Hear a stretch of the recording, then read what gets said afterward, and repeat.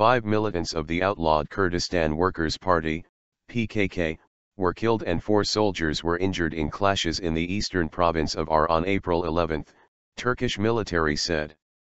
4 of our personnel who were injured in clashes that continued all day were transferred to the hospital. 3 have minor injuries, while 1 has underwent an operation, Turkish General Staff said in a written statement. On the other hand, we have received information that 5 terrorists were killed and 1 terrorist was captured wounded, the statement added. In an earlier statement, the military said PKK militants opened fire on the security forces.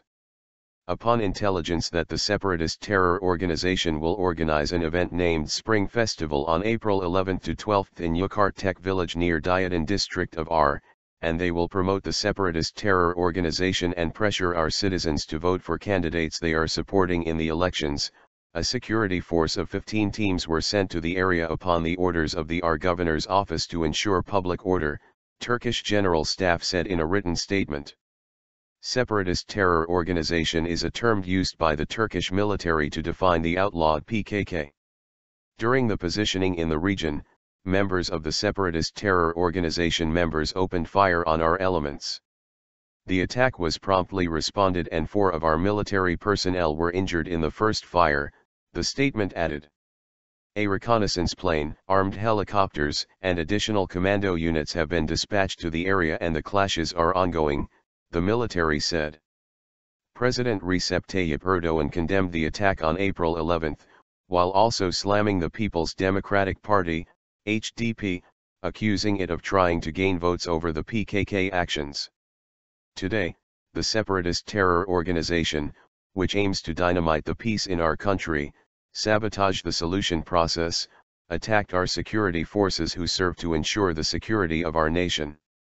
I strongly condemn this attack, Erdogan said in a speech in the northwestern province of Sakarya.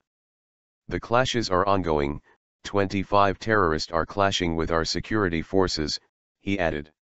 The known political party is in efforts to gain votes with the actions of this separatist terror organization. If they say democracy, if they says basic rights and freedoms, the way to this is the polls, not arms.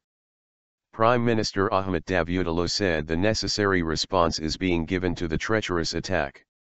I just received information again from our Chief of General Staff and Interior Ministry officials, Davutoglu said on his Twitter account. Nobody should be in doubt. The security of the elections in which our people will vote with their free will be ensured. Deputy Prime Minister Yalın Akdoğan, who is the main government figure in the ongoing Kurdish peace process, also condemned the attack in a message on Twitter. Involving pressure, violence, and arms in the political competition, trying to forcefully control the people's will cannot be accepted, he wrote. Those who play with fire will lose. People's Democratic Party, HDP, CO Chair Selahattin Demirtas, meanwhile, accused the General Staff of working for the AKP. It is a concerning development, both sides should make satisfactory explanations about the situation, Demirtas said when asked about the clashes, criticizing the General Staff for its statement on voting pressure on the citizens. It would be good if the General Staff gave up working for the ruling Justice and Development Party AKP, he said. The army is the country's army, not a party's. It is not a party running in the elections, it would be better if they do not make such election-related speculative remarks.